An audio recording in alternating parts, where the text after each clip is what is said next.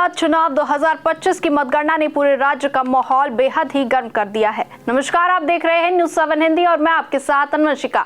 सुबह से ही 46 अलग अलग मतगणना केंद्रों पर वोटों की गिनती शुरू हो चुकी है और पूरे राज्य की निगाहें टीवी चैनलों, मोबाइल स्क्रीन और चुनाव आयोग की वेबसाइट पर टिकी हुई है। बिहार की 243 विधानसभा सीटों पर इस बार 2 चरणों में मतदान हुआ था और अब जब गिनती आगे बढ़ रही है तो धीरे धीरे ये साफ होने लगा है कि जनता ने किस पक्ष पर भरोसा जताया है।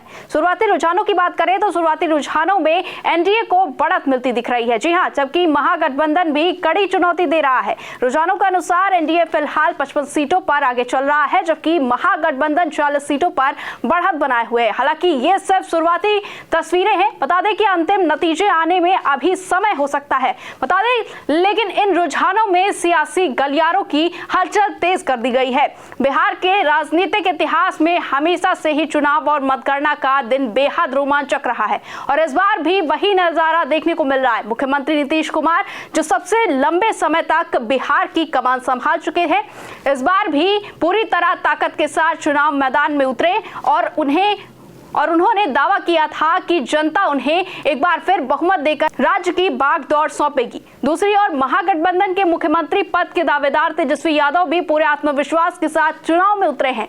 उन्होंने तो यहां तक कह दिया है कि 18 नवंबर को वो शपथ लेंगे और बिहार में नौकरी वाली सरकार आएगी। तेजस्वी के इस बयान ने युवाओं के बीच काफी चर्चा बटोरी थी, क्योंकि उन्होंने पूरे चुनाव में बेरोजगारी और नौकरी को ही मुख्य मुद्दा बनाए रखा था। दूसरी ओर बात करें एनडीए की, तो एनडीए ने विकास, सुशासन, महिलाओं की सुरक्षा और ओबीसी, ईबीसी वर्ग के सशक्तिकरण को अपना मुख्य एजेंडा बनाया। बता दें कि एग्जिट पोल के अनुसार एनडीए को महिलाओं, ओबीसी और ईबीसी वर्गों से अच्छा समर्थन मिलने की संभावनाएं जताई गई थी और शुरुआती रुझान कुछ हद तक इसी दिशा में इशारा भी कर रहे हैं। साथ ही बता दें सुबह की शुरुआत पोस्टल बैलेट की गिनती से हुई, जिसमें कई सीटों पर समीकरण बदलते दिखे। पोस्टल बैलेट में तेजप्रताप यादव को शुरुआत में बढ़त मिलती नजर आई थी, लेकिन बाद में जब ईवीएम के वोटों की गिनती शुरू हुई तो महुआ सीट पर उनकी स्थिति बदलती नजर आई और वो बिहार रुझानों में पीछे हो गए। महुआ सीट इस बार बेहद चर्चित है,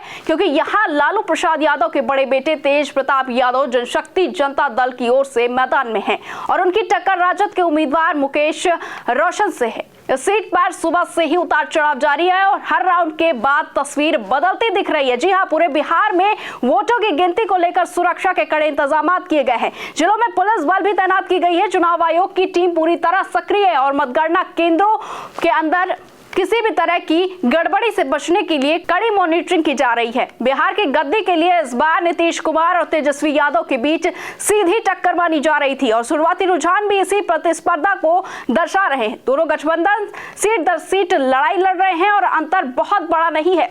बता दें कि बहुमत का आंकड़ा 122 सीटों का है। रुझानों के बढ़ने के साथ साथ दोनों ओर से रणनीतियों की चर्चा तेज हो गई है। राजनीतिक जानकारों का कहना है कि शाम तक तस्वीरें साफ हो जाएंगी कि इस बार बिहार की सत्ता किसके हाथ में जाने वाली है। साथ ही हर कोई इंतजार कर रहा है कि आखिरकार इस बार बिहार किस दिशा में जाएगा। क्या नीतीश कुमार अपने अनुभव और राजनीतिक सूझबूझ के बल पर एक बार फिर मुख्यमंत्री बनेंगे या फिर तेजस्वी यादव युवाओं के मुद्दों को लेकर राज्य की नई कहानी लिखेंगे। शुरुआती रुझानों ने जहां रोमांच बढ़ा दिया है, वहीं अंतिम नतीजे बहुत कुछ बदल सकते हैं। साथ ही बता दें कि बिहार के लोग हर अपडेट का बेसब्री से इंतजार कर रहे हैं, क्योंकि यह चुनाव सिर्फ सत्ता परिवर्तन नहीं बल्कि आने वाले 5 वर्षों की दिशा और दशा तय करेगा। मतगणना के आगे बढ़ने के साथ साथ राजनीति का तापमान और बढ़ेगा और शाम तक ये साफ हो जाएगा कि जनता ने किसे अपना नेता चुना है और कौन बैठेगा बिहार की गद्दी पर। तमाम खबरों के लिए देखते रहिए न्यूज़ 7 हिंदी।